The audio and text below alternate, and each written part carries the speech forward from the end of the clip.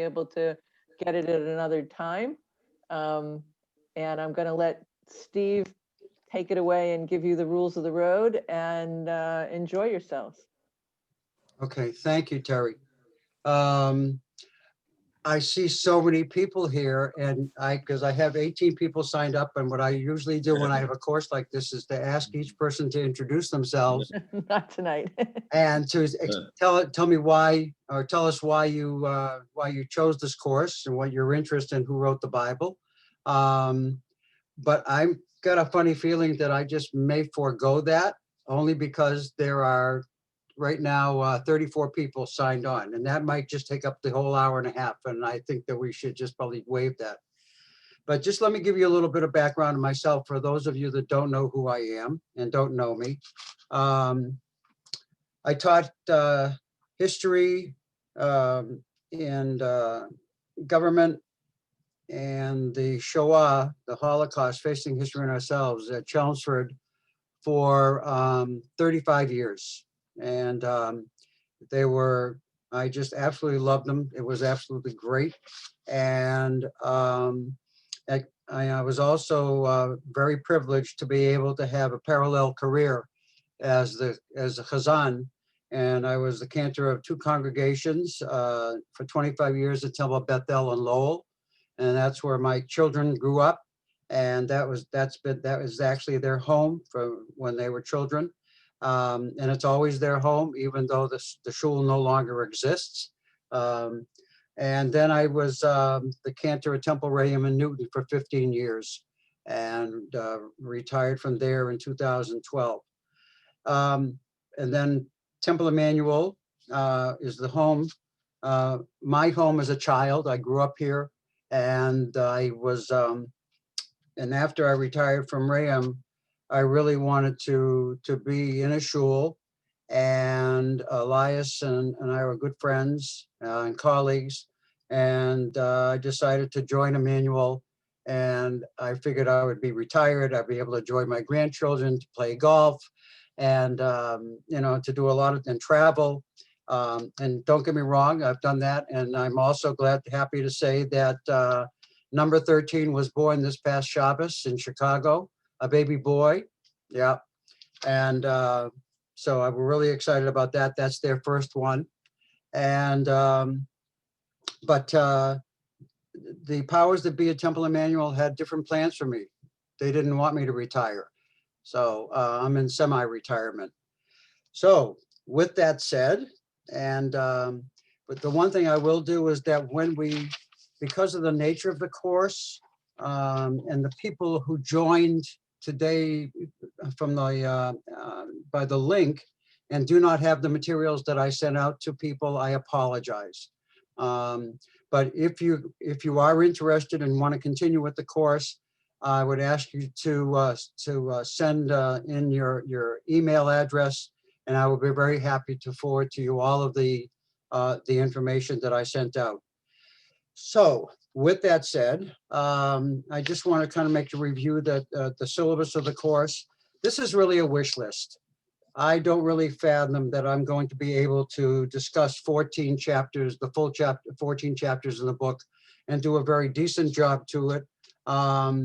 But I think the most important ones are the ones in the first session, which will be covering like an introduction, some background, and the 12 tribes, and also specifically the world that produced the Bible, and also who the authors were, and also 2 kingdoms and 2 writers. That's my wish list for today. There's a lot to cover, and also I sent out a series of discussion questions to help facilitate, and we'll be looking at the first one tonight, which will be describe the 4 authors of the Bible, and how did Friedman and previous biblical scholars arrive at their conclusion. Since there are so many people here tonight, and I'm really thrilled, I'm not going to read the rest of the questions, but again, and I see that Terry posted my email address at Temple Emmanuel, so please feel free to contact me, and I will be happy to send out any information, all of the different pieces of information that I sent out to the signed up participants. So with that said, let's begin.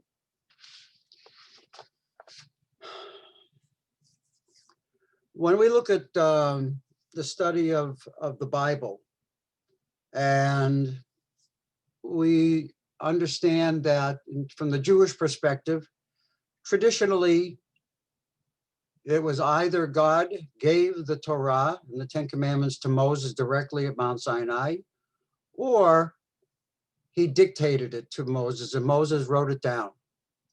And of course, we ever have the very famous, the Ten Commandments that he wrote down, and the story surrounding that, the breaking of the first set of tablets, and then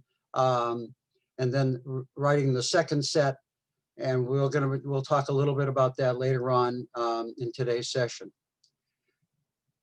What I want to say is that criticism and resistance by traditional biblical theologians and biblical scholars to the multi-authorship of the Bible is really no different than the Catholic Church's repudiation of Copernicus's and Galileo's heliocentric theory of the universe, or traditional theologians' vilification of Darwin's theory of evolution.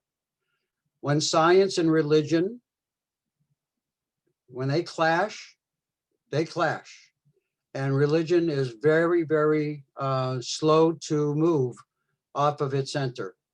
And we clearly have that is in this particular case here. When we believe that, for those that believe that it was Torah Sinai, that the Torah was given by God, either through dictation or directly writing it and giving it to Moses on Mount Sinai, that is the traditional belief among Orthodox Jews, and actually among very, very traditional conservative Jews. All right. And so even though we respect them, there seems to be a lot of inconsistencies in the Chumash, in the Torah, the 5 books of Moses, or the Pentateuch, however you want to describe it. Another factor that I think is important, and we'll see that as in terms of throughout the study of the who wrote the Bible, is the function of the priests. The function of the priests changed in ancient Israel, specifically with the Assyrian exile in 722 BCE. And by the way, for those of you that do have the book, you will notice that he says AD and BC. He wrote this book in 1987.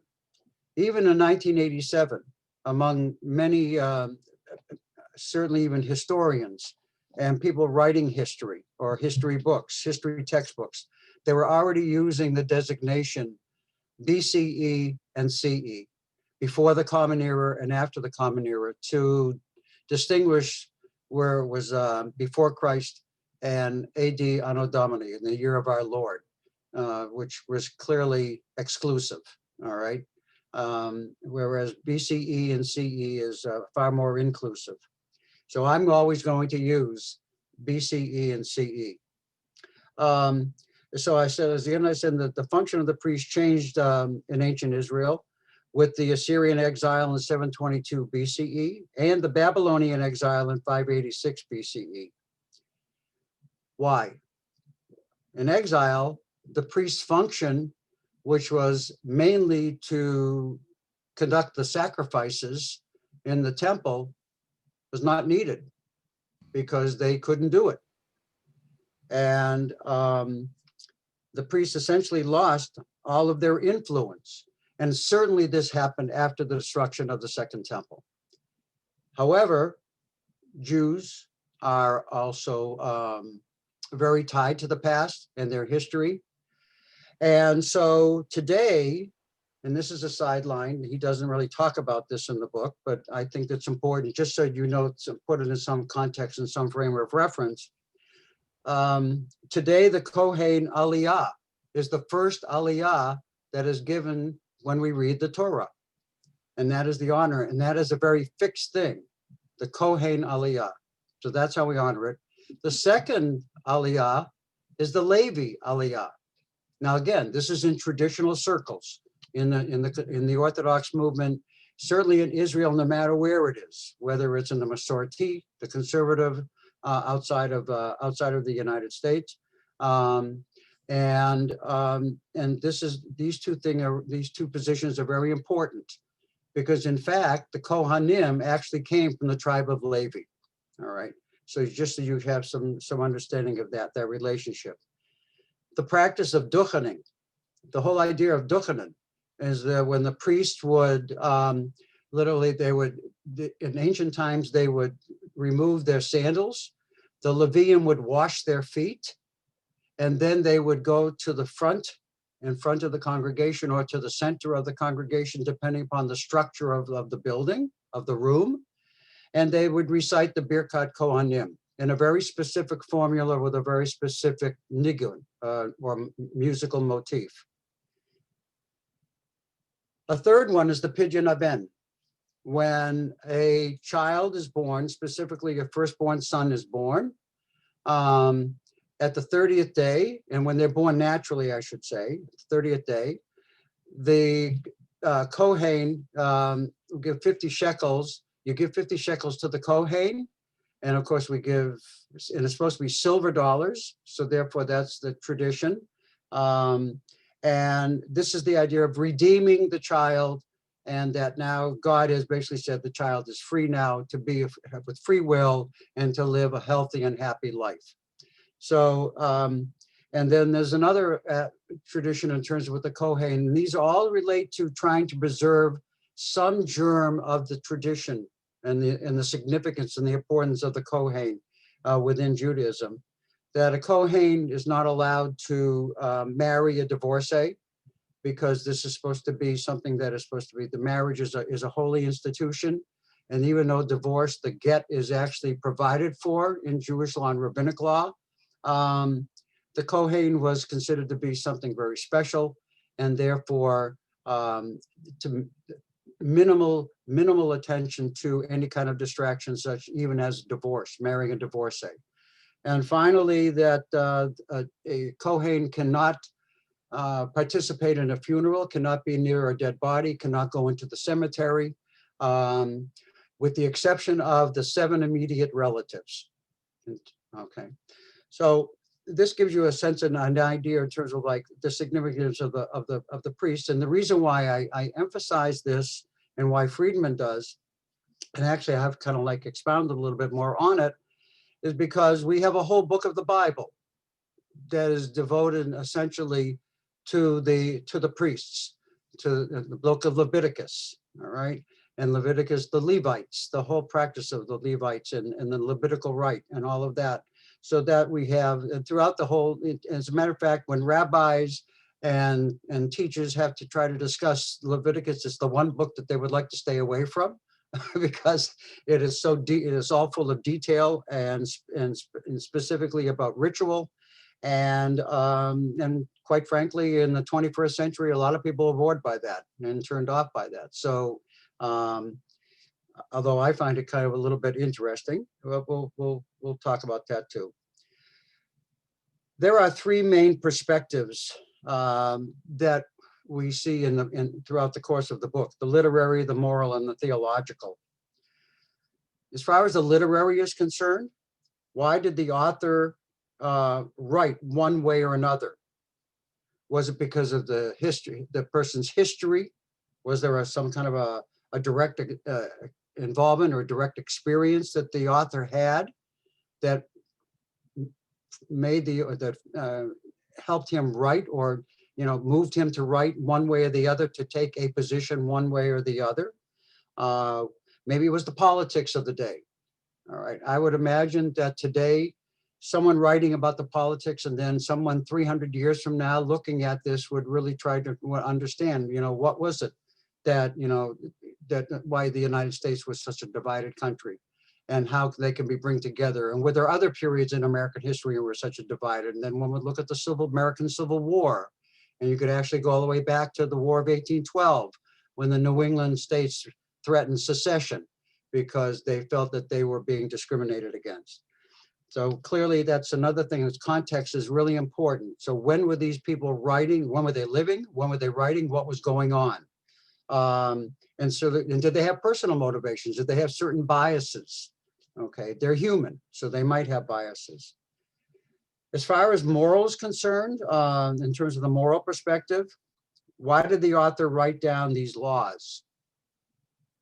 Again, what was going on? There was something very specific that they took that. Was there something, or was there something that was socially going on that really was disturbing, and they felt there was a necessity to write down these laws? And as far as theological, what was the nature of God? How is God perceived? It's the one thing that makes us human, because we always do question God. And, you know, there's the very famous, I'll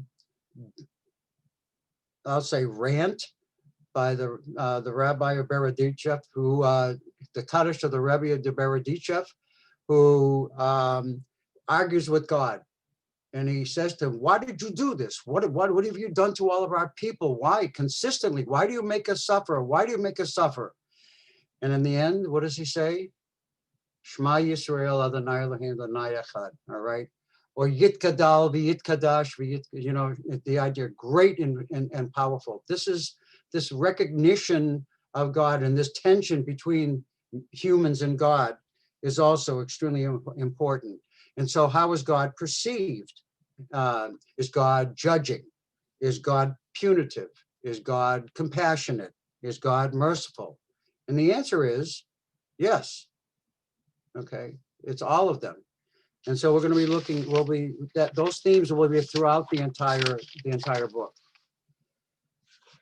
Okay, I'm just going to switch, if I can, to the gallery view, only because, let's see. All right, I want to just see in terms of the gallery view, how many of you, first of all, how many people, just by raising your hands, bought the book? For those that signed up? Okay, so most did not. All right. And then there's others that I can't see their who they are, and so therefore I can't see whether or not they're yes or no. Also, I'm just trying to think. Okay. Yeah. So since so few bought it, I'm thinking, you know, on my feet right now in terms of how I want to approach this. My sense is that I think a lot of this is going to be more lecture tonight, which I didn't really want to do. But so it's really important, if you really want to, if you signed up for the course, or you want to sign up for the course, and if you feel that this is really something you'd be very much interested in, it's really important that you get the book, because I can, from time to time, I can make copies under the fair use practice of using copyrighted material for education purposes, but I don't want to abuse it. And so I really think that's, so please, everybody, please get the book. You can get it from Amazon. You might be getting it from other places as well.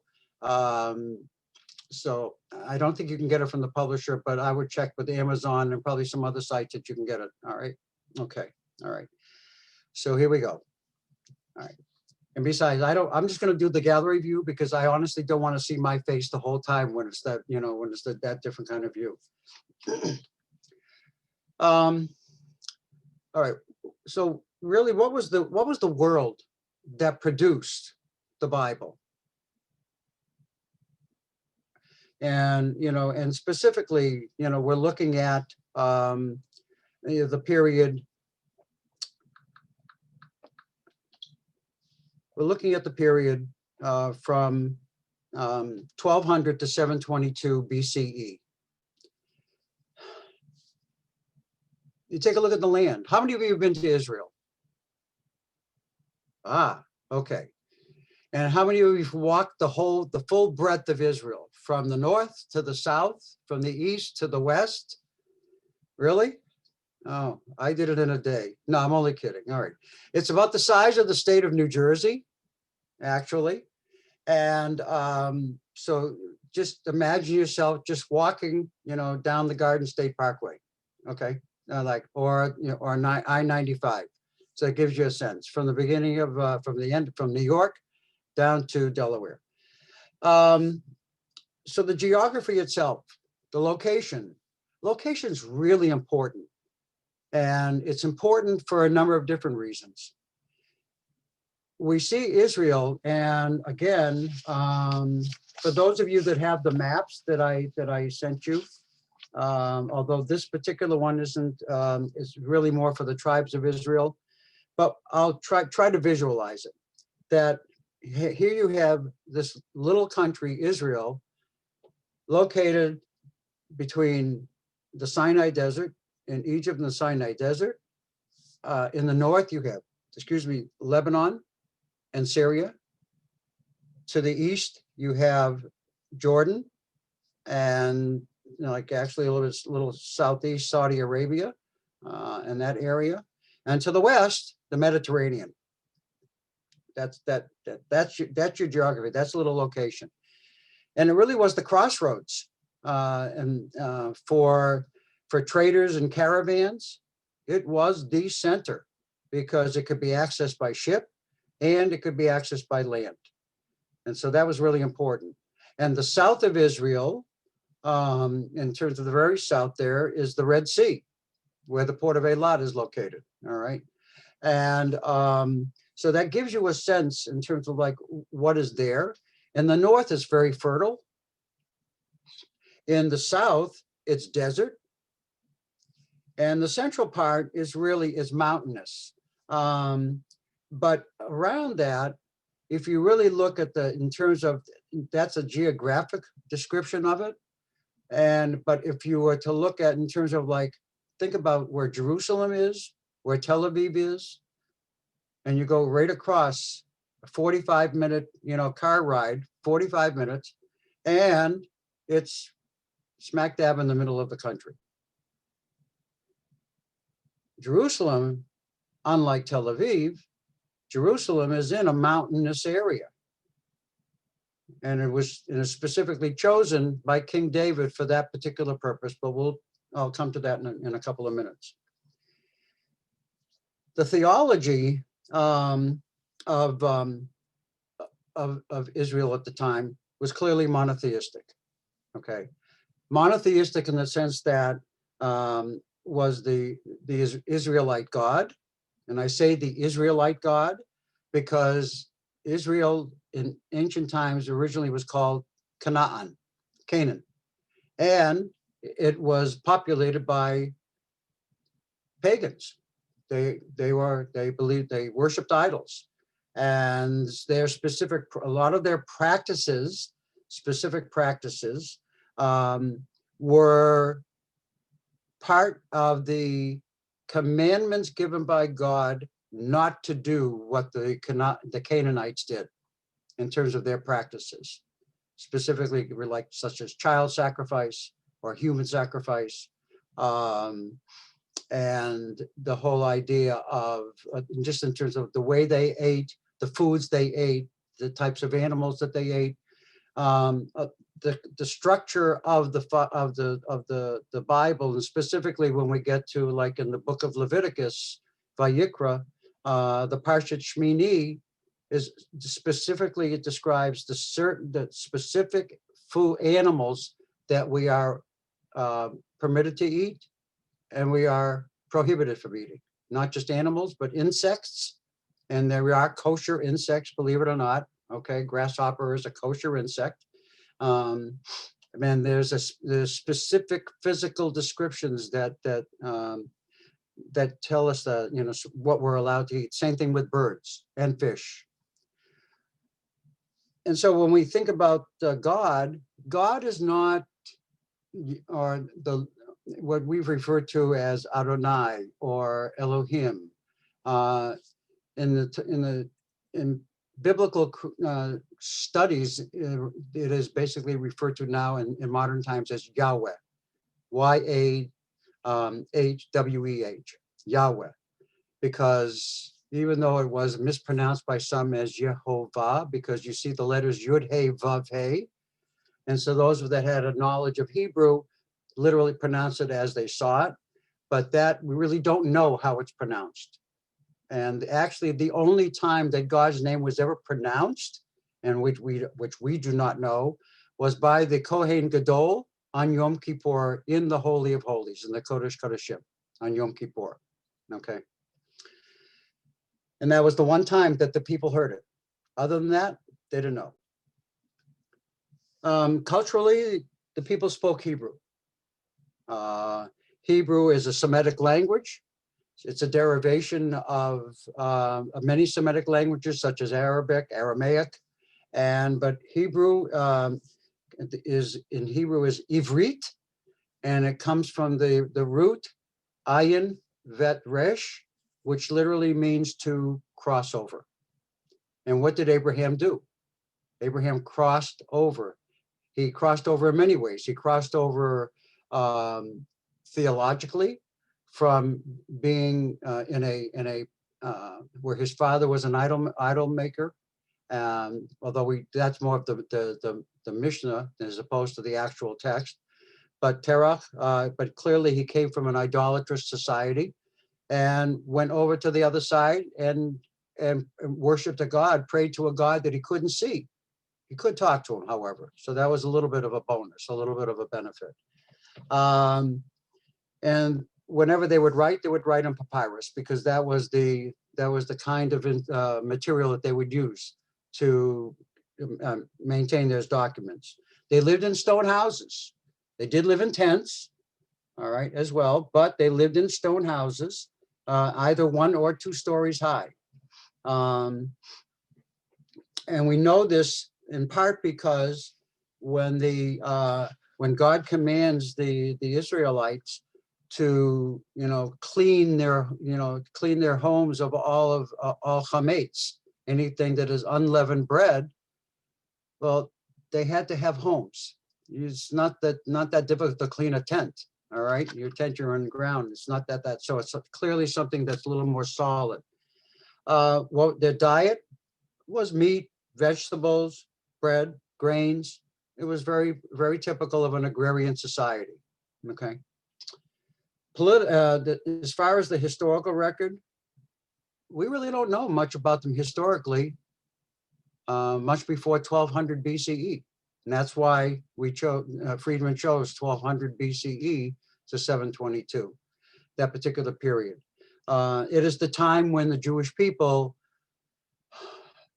leave Egypt and receive the 10 Commandments and start to become the Israelites, but also the Jewish people, in the sense that they now have a set of laws and a way of living and holidays, language, all of these different things that make up a people. Okay. Politically, there are 12 tribes. Each is given a piece of land, and that is a map that I did send to everybody. But since most people don't have it, let's see, can everybody see that, or is that not really a good thing to do? How else can I do this? Terry?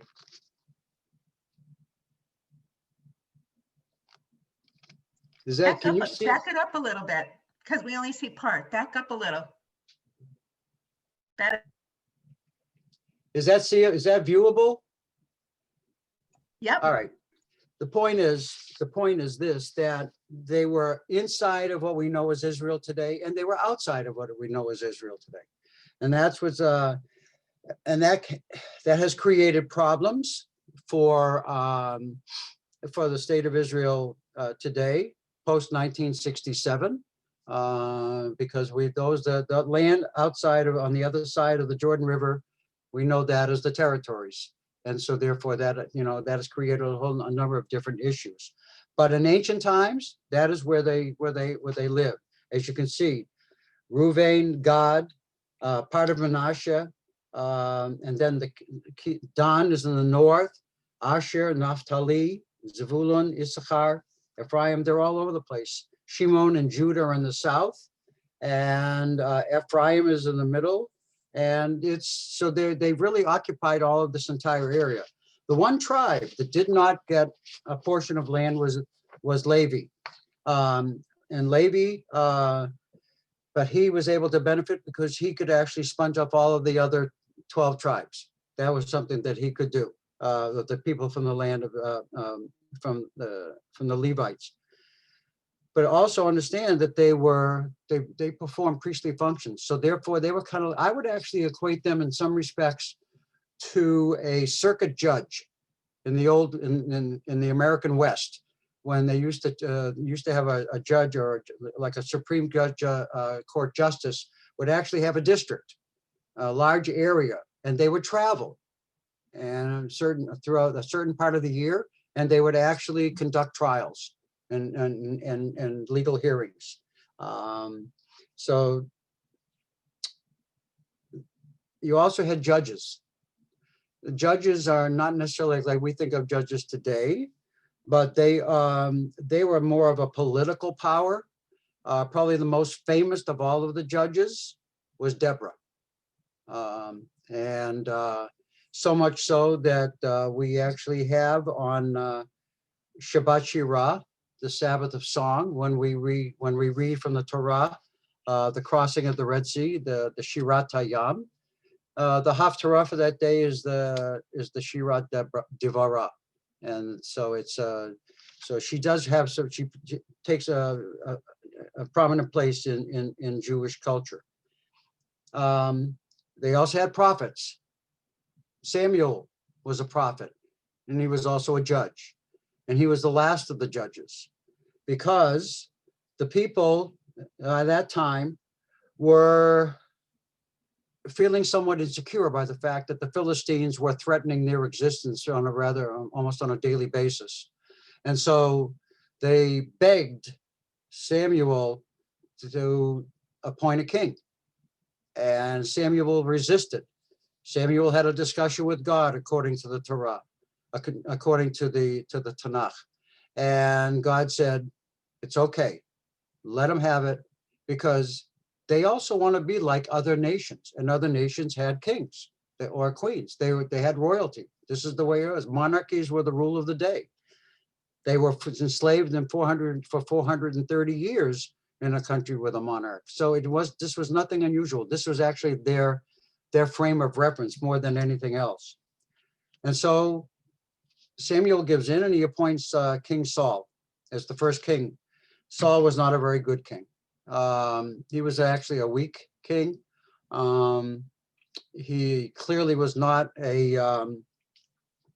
I would not call him to be an absolute ruler. He was deferential, but in part because the judges and the prophets and the priests all had power. And depending upon the day of the week, each one had a little more power than the other. It was that fluid was the situation.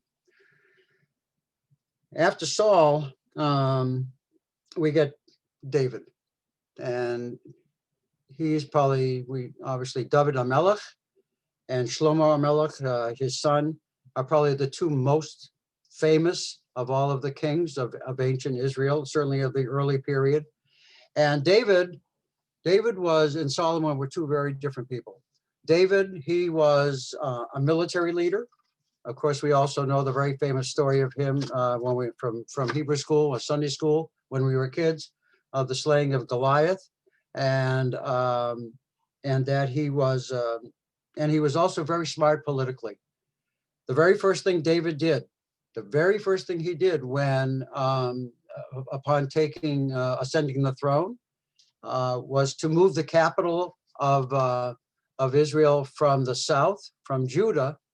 It actually was in Hebron, and he moved it to Jerusalem, to the center of the country.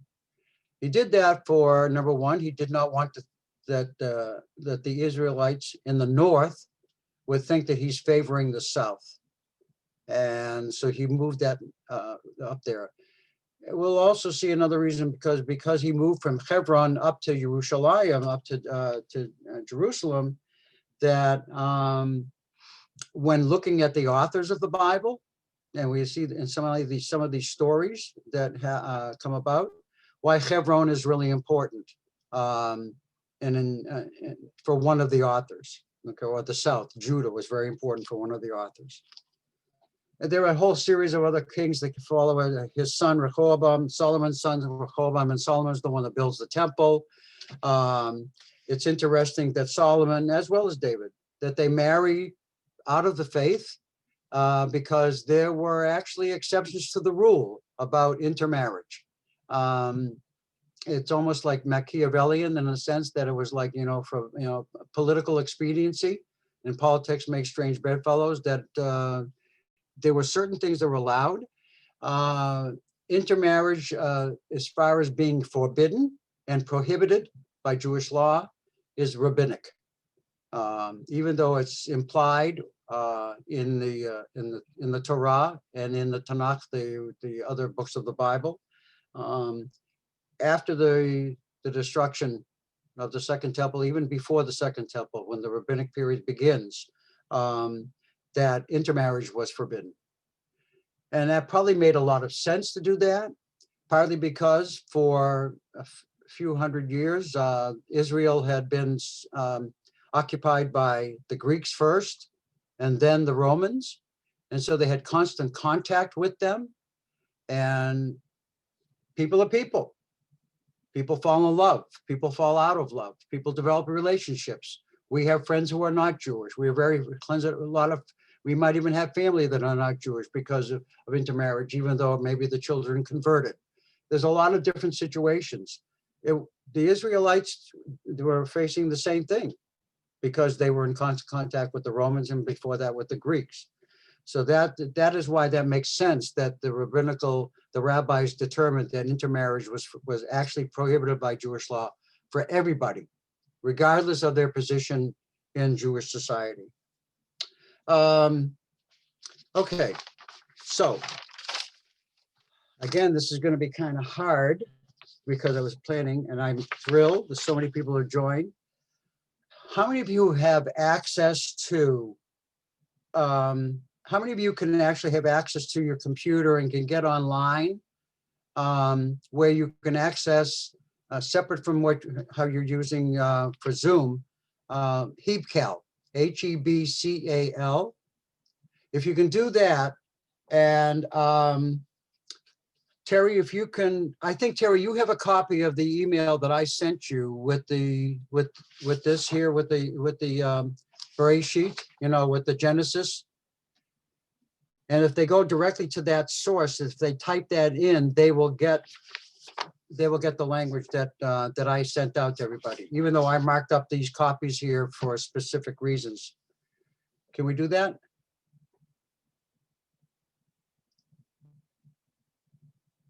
I can't hear you. Yeah, let me check. Caitlin, did you get the copies of stuff that Steve sent out? No, I only sent it to you. I Oh, apologize. okay. I didn't All send right. it to Then Kate. I will, let me go look and see what I can do. Okay. Anyway.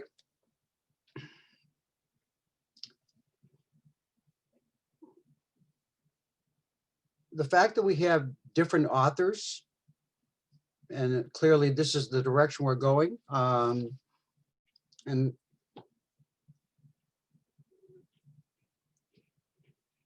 how do we know?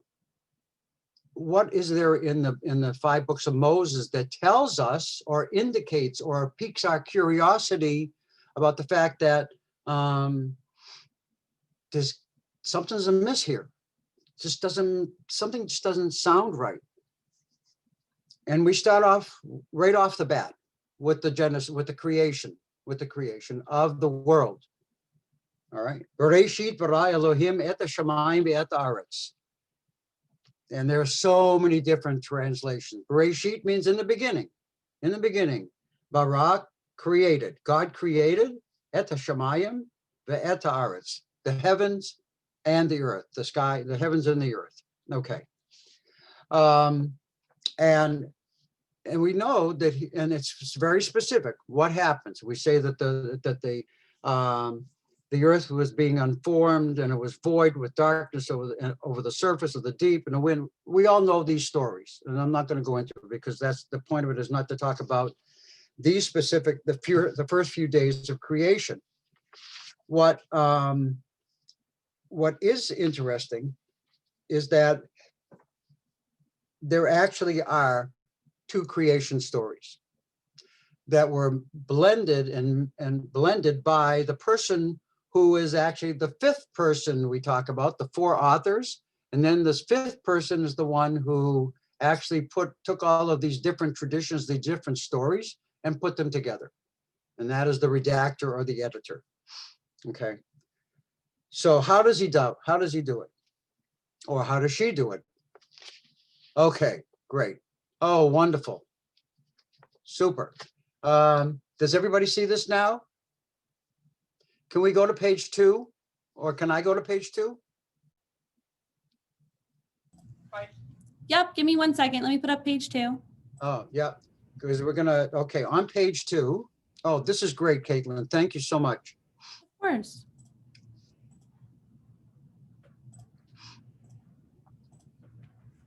All right, so page 2, the things that I have marked in parentheses or are marked off.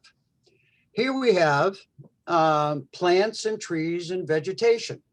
And the language is very clear. I'm not going to read the Hebrew because I'm not going to, I don't think it's fair because a lot of people may not feel comfortable with that. But it says, and in the English it says, and God said, I would, you know what, let me read it because I think it's just to make things a little easier. And God said, let the earth sprout vegetation, seed-bearing plants, fruit trees of every kind on earth that bear fruit with the seed in it. And it was so. The language sometimes can make you crazy because it sounds like it's repeating it over. Why keep on saying these things? All right, but there's a reason. So there's an emphasis because fruit trees are extremely important. Any fruit-bearing tree is extremely important.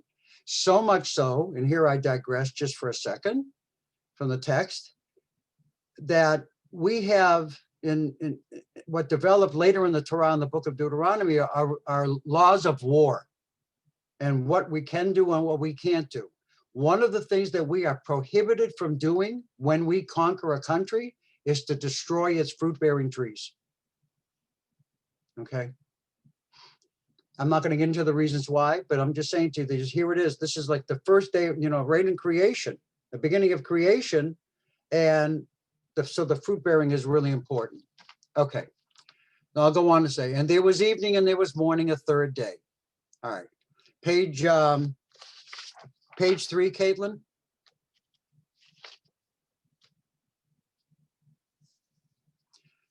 Okay. So now we get insects, birds, and animals.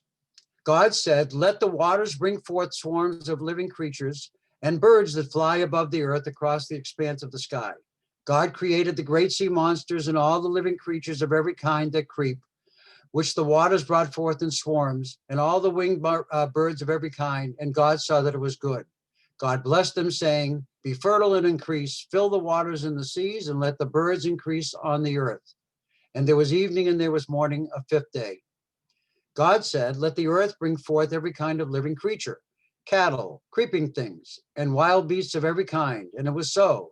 God made wild beasts of every kind and cattle of every kind and all kinds of creeping things of the earth. And God saw that it was good. Okay. So the last creation is people. And God said, let us make in our image like our likeness. They shall rule the fish of the sea, the birds of the sky, the cattle of the whole earth, and all the creeping things that creep on earth. And God created man in his image.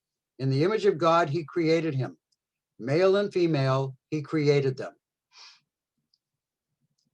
And it's kind of interesting again, because and here I will read the Hebrew just for this one particular thing.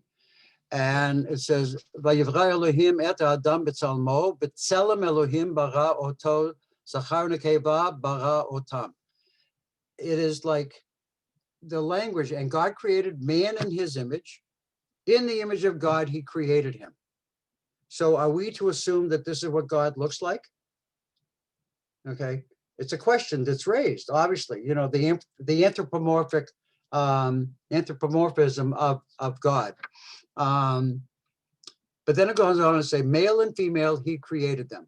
God blessed them, and God said to them, be fertile and increase, fill the earth and master it, and rule the fish of the sea, the birds of the sky, and all the living things that creepeth on earth.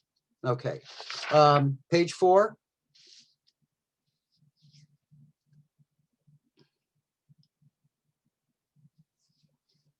Okay. As God said, see, I give you every seed-bearing plant that is upon all the earth, and every tree that had seed-bearing fruit. They shall be yours for food. And to all the animals on land, to all the birds in the sky, to everything that creeps on earth, in which there is a breath of life, I give all the green plants for food. And it was so. And God saw that all he was made, and found it very good. And there was evening, and there was morning the sixth day. Okay, so the order, what we see here, is pretty straightforward. Plants, trees, vegetation, and then we have insects, bird, animals, and then humans. So that's the order of creation. Okay. Now, page 5, please.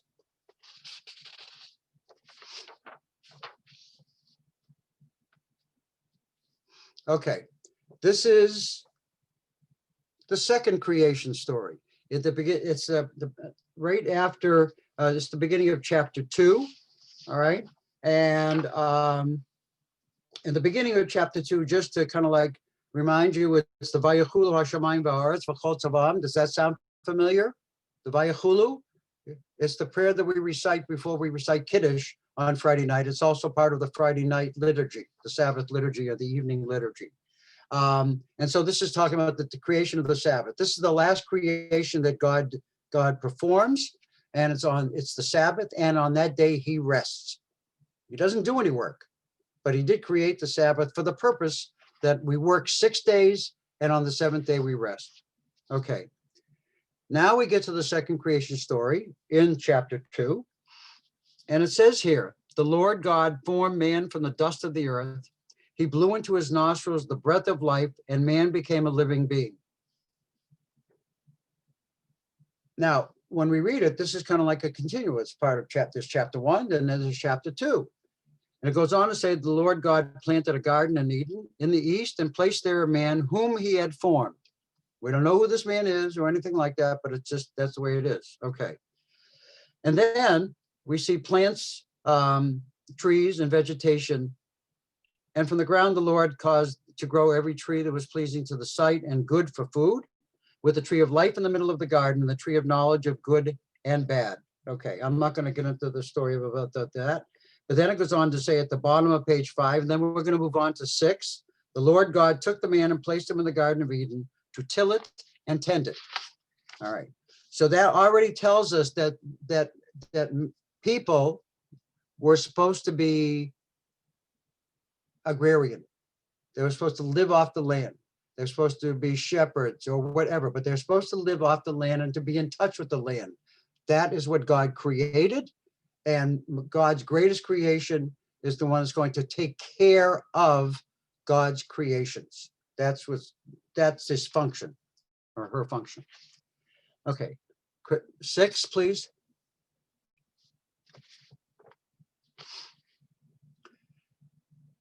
And the Lord God commanded the man, saying, of every tree of the garden you are free to eat, but as for the tree of knowledge of good and bad, you must not eat of it, for as soon as you eat of it, you shall die. The Lord God said, it is not good for man to be alone. I will make a fitting helper for him. Now there's that reference, but then it goes on. Now it comes to the animals. And the Lord God formed out of the earth all the wild beasts and all the birds of the sky, so forth and so on. And then a little below, and the man gave names to the cattle and to the birds of the sky and to all the wild beasts. But for Adam, no fitting for Adam, which means coming from the earth, no fitting helper was found. So the Lord cast a deep sleep upon the man, and while he slept, he took one of his ribs and closed up the flesh at that spot. And the Lord God fashioned the rib that he had taken from the man into a woman, and he brought her to the man. Then the man said, this one at last is bone of my bones and flesh of my flesh. This one shall be called woman, for from man was she taken. Hence a man leaves his father and mother and clings to his wife, so that they become one flesh. The two of them were naked, and the man and his wife, yet they felt no shame. All right, that's on page 7, but that's the only thing. So I'm going to, one second here. I'm going to unmute.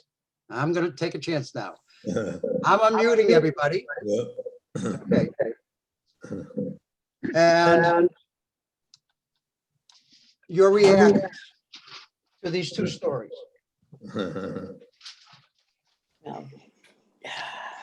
One of them, and one of them. All right, why don't we do this? Why don't you raise your hand and identify yourself?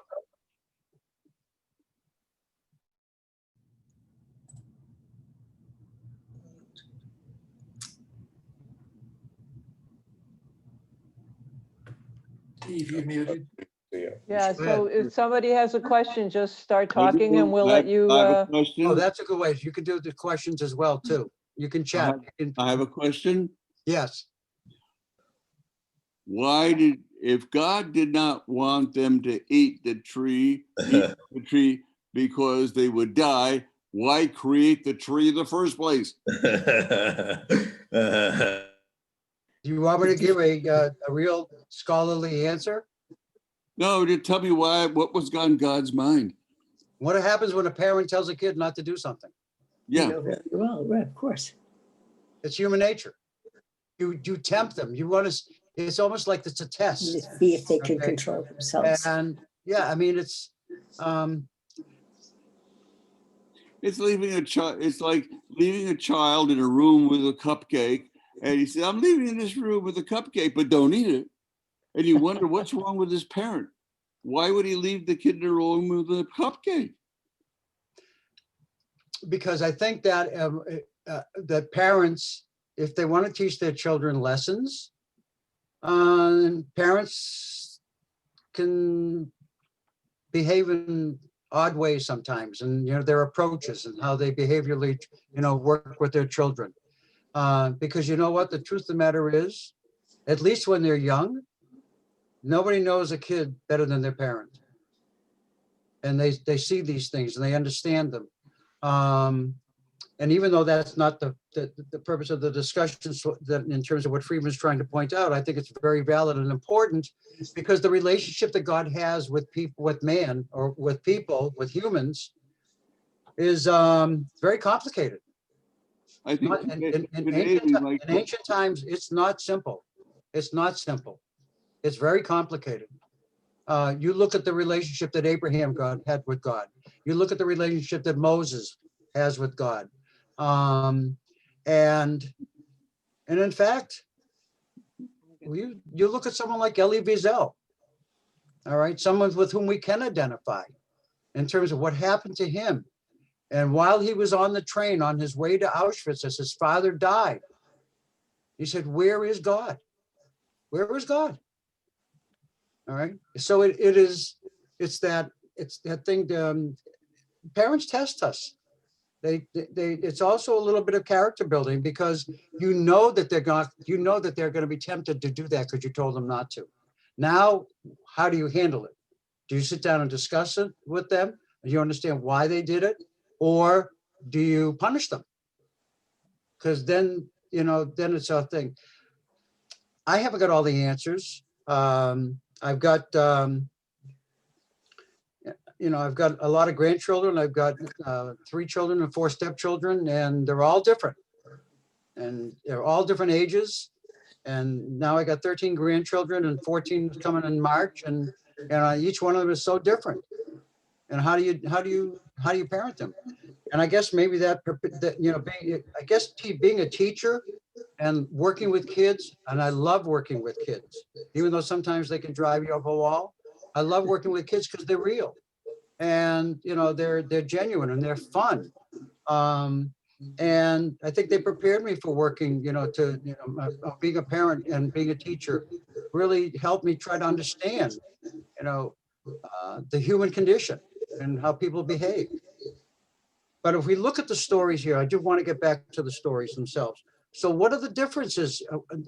The major difference is the order of creation. And the first one, it's plants first, plants, vegetation, trees.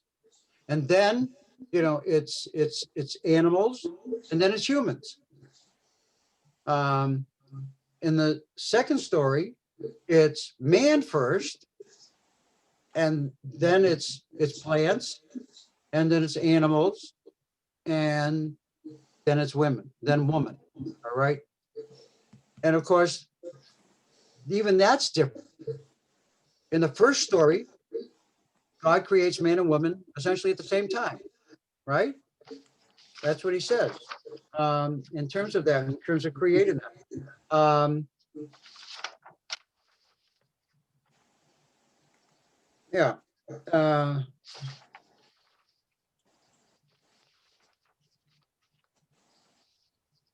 Yeah, and so he did that, and he basically said, and that was, and so therefore he said, and to all animals, it was so, and so therefore, and there was evening, there was morning, the sixth day. Okay, so he creates them, but he creates them at the same time, and that was important. He says, male and female, he created them. In the second story, God breathes, into the nostrils to give a man life. He creates them out of the earth. So it's Adam. So we have different stories, different order. Well, how is it possible you have these two different stories, but yet they follow one another? Traditional rabbis, go ahead, Robert Listenek, you have to unmute yourself. Or I can unmute you. No, I did it. I mean, it shows that that these two stories derive from another story, and that is the Babylonian creation story.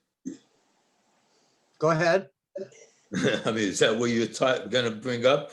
No, but that's a great insight into that, because what you're pointing out is that every culture has these stories that are similar, right? Every culture. If you go to Indian culture, in terms of India, if you go to Babylonian culture, if you go to Chinese culture, Japanese culture, Korean culture, all of these different cultures, they all have their own stories of creation, because they all have to have a sense of beginning. We have to start from somewhere. Of course, what does modern man have? What is the modern people? The ones who are secular and intellectual and divorce themselves, and that not that they necessarily have to do that, because plenty of scientists are Jewish, and they're also observant, but they see it in two different realms. All right, but we talk about the Big Bang Theory. Yeah, Martin. I didn't want to cut you off. I'm sorry. Are you finished with the comment? Yeah. Okay. I remember Reb Moshe Waldock said once, the Torah is the truth, but it's not always accurate. Say it again. The Torah is the truth, but it's not always accurate. And I was just wondering that, these differences that Professor Friedman brings up in the book are so stark. I mean, they're, like you said, the creation stories in different order, and we have different Sinai episodes too. If you were a traditional rabbi, a traditional cantor, and it's supposed to be Torah Sinai, right? It's supposed to be what Moshe brought down from the mountain. It's the word of God. How do you square those two things if you were such a person? I'm a traditional cantor. I'm a very traditional cantor. Okay. I can fit into the modern mode and everything like that, and I do Kalbach, and I do Debbie Friedman, all that kind of stuff.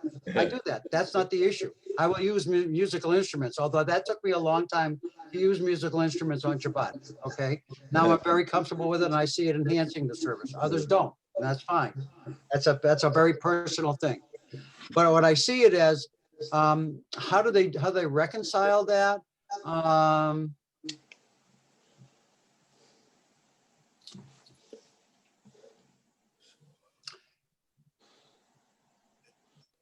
because Friedman's not the first one. Friedman was the most recent to do this. The difference what Friedman did than other biblical scholars before him, all right, is that they all used to, they just took it apart. They took all of these different stories and took it apart. What he's doing is he puts everything back together again, okay? And that's the difference. But I don't want to jump ahead because that's actually part of the final session to talk about that. But it's important, all right? And when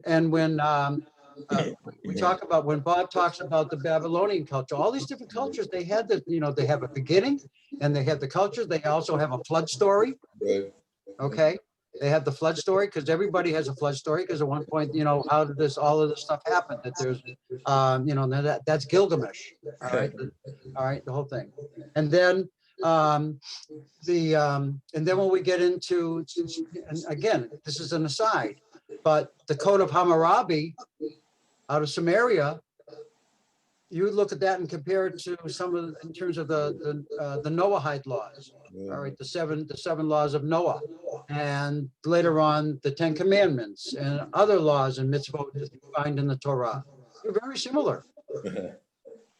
We're talking about a mindset from ancient times, from a particular period in history, that they all shared a common experience. Yes, they could individualize things. There's no question about it. Yes, my experience is going to be different than yours, or it's going to be different than Mo and Lisa, or different than Rebecca. It's going to be different. Each one of us is going to be very different experiences.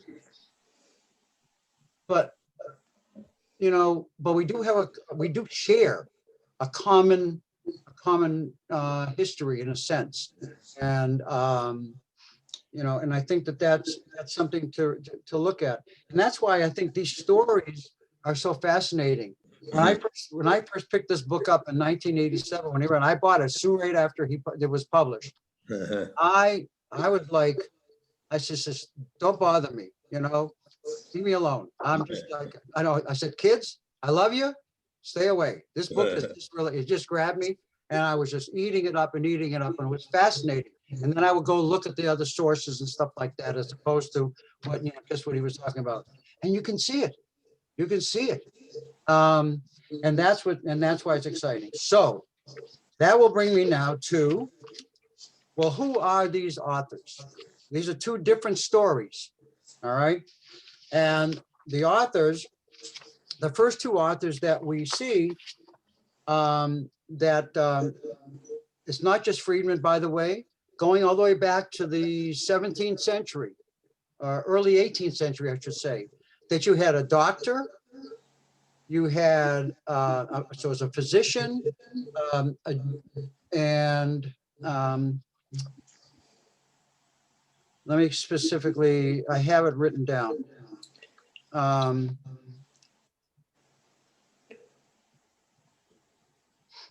Yeah, you have a German minister whose name was Henning Bernhard Witter. You had Jean Astruc, who was a French medical professor, and Johann Gottfried Eichhorn, who was a German scholar in 1780. So in the 18th century, you had three people who came up and said, you know what? Look at these stories. They're kind of like, they're separate. They don't, they're two different stories, different orders, different kinds of things happening. And then 18 years later, all right, by close to the 18th to 1800, investigators discovered that actually 4 writers had authored the first 5 books of the Moses, and that there was someone who put these things all together. So they were different stories from different traditions. What were they? Who wrote them? Why did they write them? What was going on? These are the major questions that we're going to be looking at, all right, as we go on.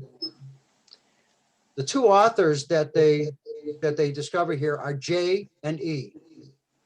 Okay. J, and again, remember that since it was Europeans who first discovered or came upon this and realized it, the J is in German pronounced like a Y. It's like a Y, okay. Johann. So we don't say Johann, we say Johann. All right. And the E is for El or Elohim, for God. Now they're both for God, J and E. J always refers to Yahweh. It's not Jehovah, but Yahweh. And by the way, so you understand, Jehovah Witnesses, that's where it comes from. Yehovah, translated there, Jehovah. That's how you would say it in English. But in German, where that's where they began, the Jehovah Witnesses, Jehovah. All right. But it's Yahweh. That's how we pronounce it. And E refers to God, El or Elohim. The differences in language usage, style, and interest, they indicate that E has, by the way, if people, I hear people in the background, if people can mute themselves, that'd be great, okay? Because we get echoes and all different kinds of things. So I'm just gonna mute all. Okay, all right. The differences in language usage, style, and interests indicate that he has two authors. One of them concentrates mostly on priestly issues. This third author is called P. He devotes an entire chapter later on to P, but for just for our sake of our discussion now, P is therefore, and then there is in the fifth book, and these are good for the first four books. It fits, the stories fit, and then everything is really clear. But then we come to Deuteronomy. And the book of Deuteronomy is totally different. Totally different. It's different in terms of, number one, it's a rehash of the first 40 years in the desert and before they enter Canaan, before they enter Israel. And when you look at the grammar, the syntax, the style of writing, it is so different. And trust anyone who's read Torah, and when you start to read things from Deuteronomy, from the Devarim, it's like sometimes you're breaking your teeth because the meter is very different. It's very challenging that way. Okay. The author of Deuteronomy we simply call D.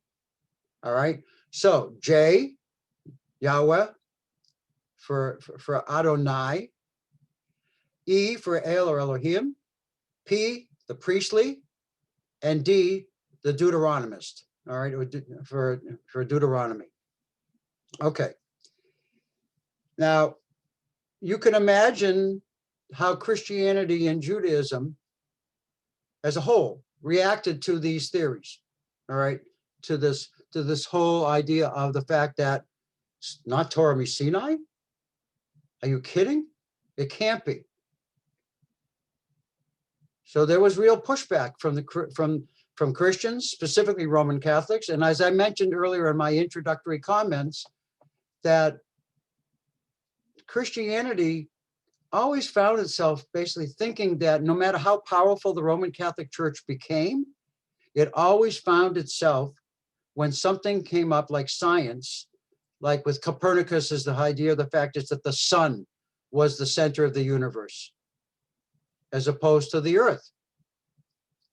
And that Galileo backed him up. And of course, Galileo paid for it dearly because he was put on trial and then he was put under house arrest and not allowed to write.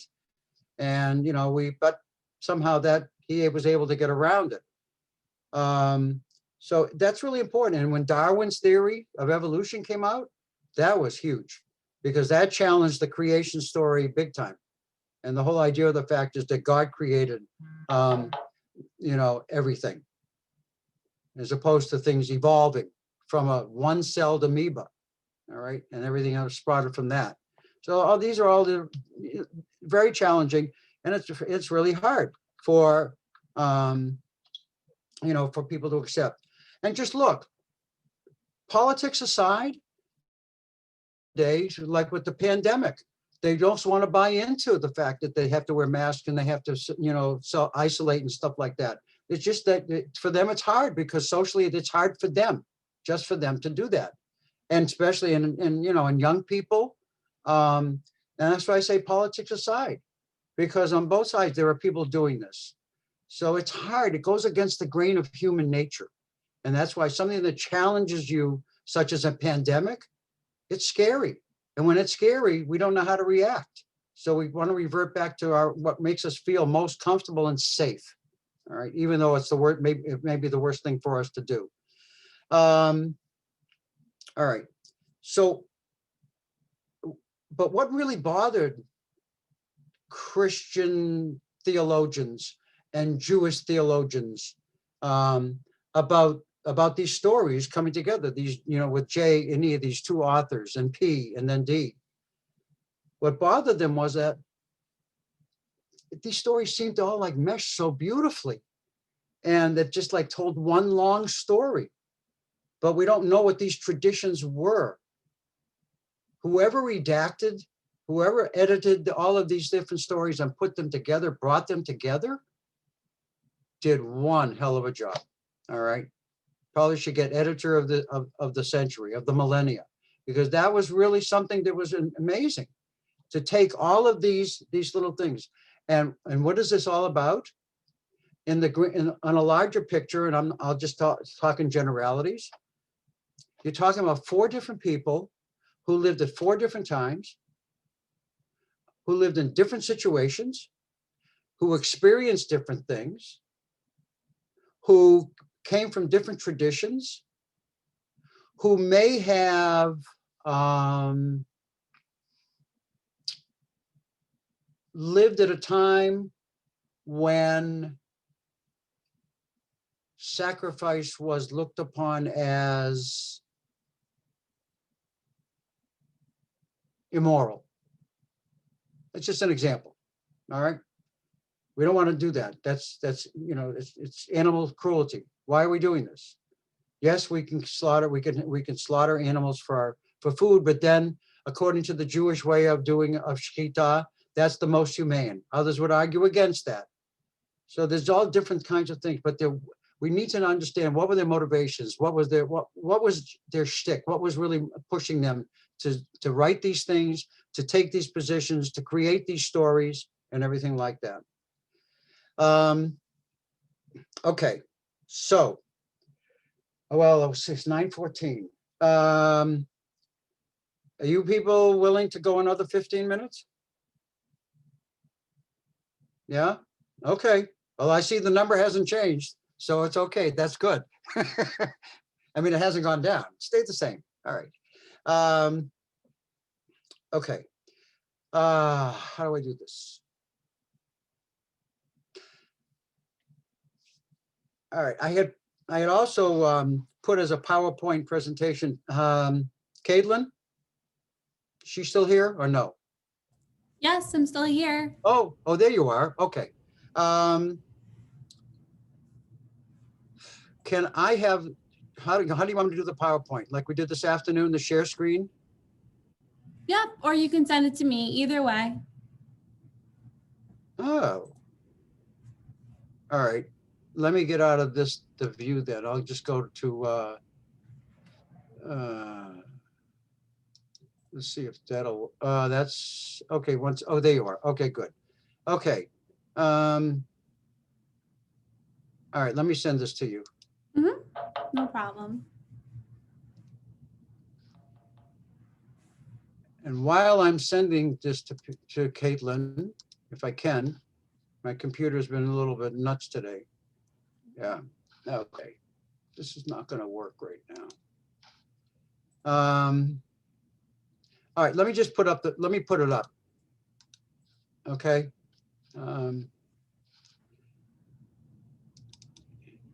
Caitlin, I'm just gonna put up my PowerPoint.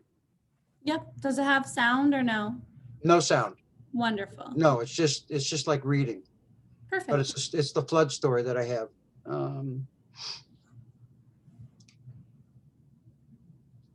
I'm only going to do this for a couple of minutes. If this doesn't work right now, then I think what I'll do is I'll tell another story. Ah, there it is. Okay. All right.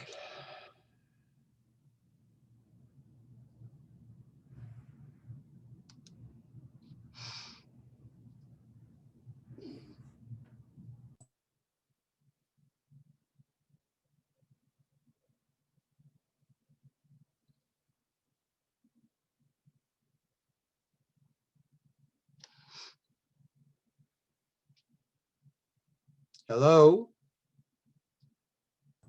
Yes. It's thinking. Okay. Okay.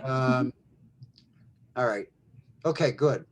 Can everybody see that? Now I got to share the screen. All right.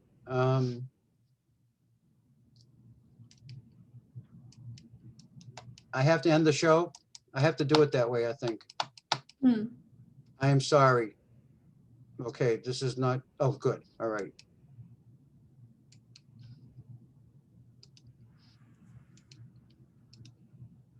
All right. I think I'm just going to dismiss this now because I don't want to spend time and waste people's time. So I'm going to talk about something else. For those of you that have the book, that's great. We'll talk about it in terms of the story of essentially the story of Isaac and Jacob. This is really, and when you do read it, they were twins. All right. I'm going to summarize because I'm not going to read everything to you. But we know the story of Esau and Jacob. We know that they were, that Rebekah, Isaac's wife, could not have children like Sarah before her. And then one day she's told, God tells her directly, 2 nations are in your womb and 2 peoples will be separated from you inside you. And one people will be stronger than the other people and the greater will serve the younger. Okay. You need we'd have to look at the Hebrew to make sure that that translation is accurate, as opposed to saying the older, but the greater. All right. And there might be a reason why that term greater is used. So the boys grow. And on one occasion, Esau comes back from the field hungry. His brother Jacob, we know about that, is making red lentil stew. And it's important that the red lentil is important red, that we do it.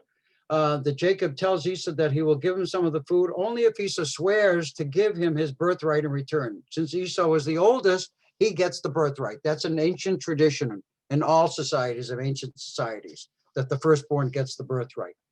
And it brings along with them certain favors and that type of thing. So Esau, he capitulates. He gives it to him because he's so hungry. So what does that say about Esau? We're not going to get into that right now. But the fact of the matter is that he's willing to give this up. More time passes and Isaac intends to give his deathbed blessing to Esau because he's firstborn. Rebekah, however, she favors Jacob. And she also favors Jacob in part because God told her that Jacob, that Esau is going to serve Jacob. That Jacob's the one who's going to be really the important of the two. And so she encourages Jacob to obviously, dress up as Esau by putting on hairy gloves or hairy, to give him the feeling of hairy, because Esau was very hairy. And he was also a redhead.